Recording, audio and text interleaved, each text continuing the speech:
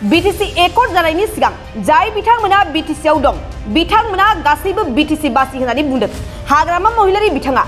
যে 2003 সনৰ 10 ফেব্ৰুৱাৰীলৈকে যিসকল আছে সবে ব্ৰিটিছৰ বাসিন্দা আপোনালোকে একো চিন্তা কৰিব নালাগে बेबाराव हाग्रामा महिलारिनि राजखान्थि नोजोरा मुसलमानफोरनि भटार्सखौ लानानै सरकारा इलेक्शन खालामब्ला अखानायैनो न' लुना फैना सिगांनि बायदिनो थानो होफिनगोन बिथाङा যদি ইলেকশন কৰে তেতিয়াহ'লে নেক্সট দিনাই আহি পেলাই আমি দল হিচাপে আহি পেলাই আপোনালোকক ইয়াত আগৰ নিচিনা বহিবৰ কাৰণে ব্যৱস্থা কৰি দিম বুলি আমি কথা দিছোঁ आयेन बेरेखा ट्राइबेल बेल्ट एन्ड ब्लक हायाव थानायनि हेंथायै गुबुन गुबुन बर' दैदेनगिरिफोरनि बाथ्रा बुंनायखौ नुनो मोन्दों नाथाय हाग्रामा महिलारिया गसंथादों मुसलमानफोरनि हानि रैखाथिनि थाखाय BPF खुंथाय समाव हा पाट्टा होनो हायैखौबो सिमान जादों हाग्रामा महिलारिया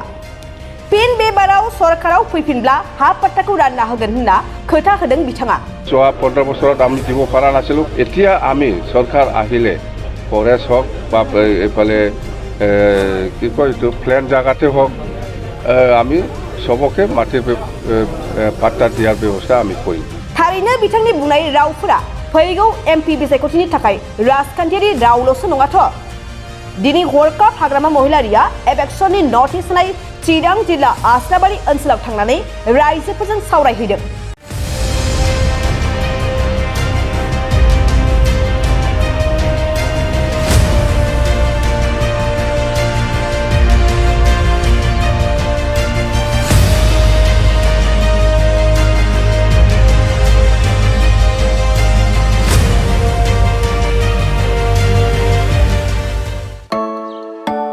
चिराङाव सावस्रि सिबिथायनि थाखाय मोनसे मोजां फाहामथायनि राहाखौ लानानै फैदों SD क्लिनिकआ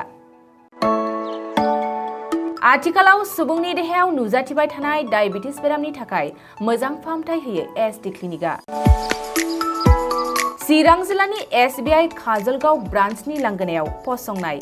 SD क्लिनिकआव डायबिटिस बेरामनि अनगायैबो फाहामथाय होबावगोन लिभारनि जेंना आरो माखासे सरासनस्रा बेमारफोर बे SD क्लिनिकआव डायबिटिस बेरामनि फाहामथायखौ होगोन जर'खा फाहामगिरि डक्टर समिक देबा नोंथांमोना फुं आरो मोनाबिलि समावबो बे क्लिनिकआव फाहामथाय लानो हागोन डक्टर लेबरेटरि मुलि ECG सिबिथायनि खाबुफोरखौ बे SD क्लिनिकआव मोनजोबगोन जुदि SD क्लिनिकआव रायजो राजाफ्रा गाव गावनि देहायारि जेंनाखौ फाहामथाय लानोबा नैबे मबाइल नम्बर 7002293924 एबा 9954687336 आव थोंजों मुं थिसननो हागोन